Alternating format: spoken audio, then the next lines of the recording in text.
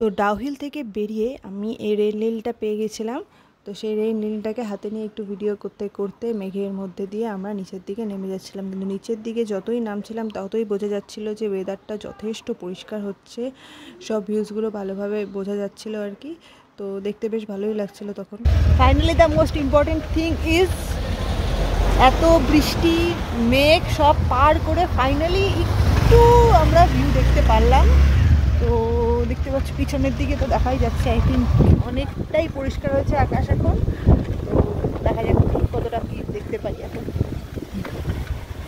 এই দেখো, এই ভিউ পয়েন্টটায় দাঁড়িয়ে আমি তখন একটা টাইম ল্যাপসে ভিডিও নিয়েছিলাম, কারণ মেঘগুলো এতই ভালো লাগছিল দেখতে যে কি আর বলবো। তো ওর জন্য এখানে দাঁড়িয়ে আমরা একটু খাওয়া দাওয়া করে নিলাম আর একটু ভিউজও নিয়ে নিলাম। এটা শেষ হয়েছে দেখে খুশিতে এই যে আমার ভাই আবার একটা লেজের প্যাকেট খুলে বসে গেছে, কি ভালো না? আর এই যে ভিউ পয়েন্টটা দেখছো, এই ভিউ পয়েন্টটার নাম আমি ঠিকঠাক জানি না, বাট দেখলাম ভিউ পয়েন্টটা আছে। তো সেখানে গিয়ে বেশ ভালো লাগছিলো। ভিউ পয়েন্টটার পেছনে ছিল একটা পাথর, যেখান থেকে ভিউজটা আরও ভালো লাগছিলো, এই যে দেখো। তারপরে আমরা সোজা চলে আসলাম সমতলে। সমতলে এসে দেখি এখানে কোনো বৃষ্টি টিষ্টি কিচ্ছু নেই, সুন্দর ওয়েদার। তো তারপরে এই যে আমাকে দেখতে পাচ্ছ, না খেয়ে দিয়ে কী অবস্থা, দুজনেরই অবস্থা ছিল, আমি শুধু আমার ভিডিওটাই নিয়েছি। তো যাই হোক, কিছু তো খেতে হবে, সারাদিন কিচ্ছু না খেয়ে। তো এবার আমরা দুজন ভাই বোন মিলে চলে গেলাম সিটি সেন্টারে। হ্যাঁ, সিটি সেন্টারে গেলাম, ওটাই কাছে ছিল। তো গিয়ে তারপরে কী কিনে দিবি বল? একটা ঘড়ি কিনে দেয়, এখান থেকে একটা ঘড়ি কিনে দেয়। আমি তোর কাছে কি চাইলাম, তুই আমাকে কি? আমার কাছে দেখ ঘোড়া কিনে দে, ঘোড়াই চড়া।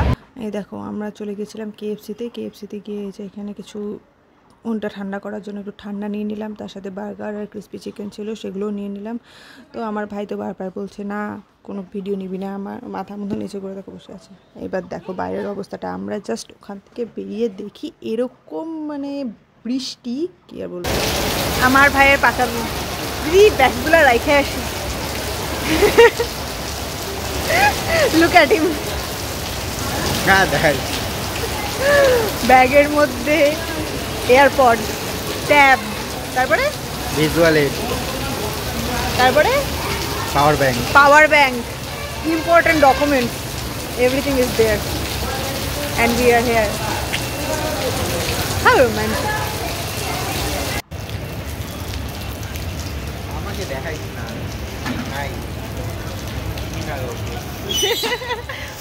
এখন হোপ কর যাতে ব্যাগগুলো ওরা ভালো জায়গায় রেখে দেয়, যাতে ব্যাগগুলো না বেঁচে। এটাই হচ্ছে ব্যাপার। এবার দেখছো আমার মুখ চোখের অবস্থা, বৃষ্টিতে ভিজে কী অবস্থা।